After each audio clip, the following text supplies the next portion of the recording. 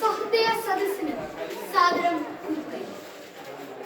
വ്യക്തികൾ പരസ്പരം ചോദിക്കുന്ന ഒരു ചോദ്യമാണ്, നീ എന്തിൽ അഭിമാനിക്കുന്നു? എന്റെ ഉത്തരം, ഞാൻ ഒരു ജ്ഞാനകാരനായതിൽ അഭിമാനിക്കുന്നു.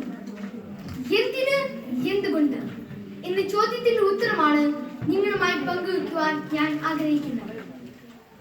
AD 345 മുതലുള്ള പാരമ്പര്യമോ ചെയർമാൻ പെരുമാളിൽ നിന്ന് കിട്ടിയ 72 പദവികളോ തനതായ രൂപതയോ ആചാര അനുഷ്ഠാനങ്ങളോ മാത്രമല്ല എന്നെ അഭിമാനപൂരിതനാക്കുന്നത്. ഞാൻ ഇന്ന് കണ്ടു, മനസ്സിലാക്കിയും അനുഭവിക്കുന്നതുമായ നല്ല ഒരു സംസ്കാരം, ഇംഗ്ലീഷിൽ ഗുഡ് കൾച്ചർ, ജ്ഞാനായ സമുദായത്തിലുണ്ട്. ഈശോ നമുക്ക് തന്ന ഏറ്റവും വലിയ കൽപ്പനയാണ്, നിങ്ങൾ പരസ്പരം സ്നേഹിക്കുക. വ്യവസ്ഥകളില്ലാതെ സ്നേഹിക്കുന്ന ഒരു സമൂഹമാണ് ജ്ഞാനക്കാർ. നല്ല കുടുംബ ബന്ധങ്ങൾ, ആ കുടുംബം മാതാപിതാക്കളും മക്കളുമായി അവസാനിക്കുന്നില്ല. വല്യപ്പൻ, വല്യമ്മ, പേരപ്പൻ, പേരമ്മ, അപ്പാപ്പൻ, അമ്മാമ്മ, അമ്മാച്ചൻ, അമ്മായി, കുഞ്ഞുമ്മ, എങ്ങനെ എണ്ണിയാ തീരാത്ത ബന്ധങ്ങൾ. നല്ല ആതിഥേയത്വ മനോഭാവം ജ്ഞാനക്കാരുടെ മുഖമുദ്രയാണ്.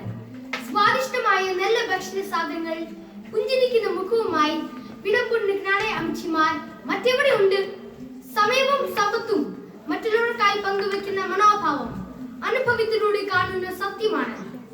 സേവന മനോഭാവം ആദിമ സഭാ സമൂഹത്തെ നോക്കി വിജാതിയിൽ പറയുമായിരുന്നു, നോക്കൂ അവരുടെ സ്നേഹം, അവരുടെ ഐക്യം, പങ്കുവെക്കൽ.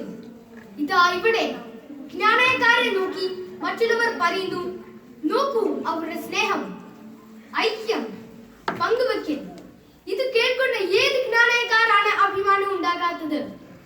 എല്ലാവർക്കും സന്തോഷം നൽകുന്ന മറ്റൊന്നുണ്ട്. ഏറ്റവും കൂടുതൽ സുന്ദരികളും സുന്ദരകുട്ടന്മാരുള്ളത് ജ്ഞാനക്കാരനാണ്. ഏറ്റവും കുറവ് ക്രിമിനൽ സ്വഭാവമുള്ളവർ ജ്ഞാനക്കാരാണ്. പറഞ്ഞാൽ തീരാത്ത പോസിറ്റീവുകൾ, അതിൽ അഭിമാനിക്കാൻ, സന്തോഷിക്കാൻ എന്നോടൊപ്പം നിങ്ങളെയും ഞാൻ ക്ഷണിച്ചു കൊണ്ട് നിർത്തുന്നു. ജയ് ജ്ഞാനയ.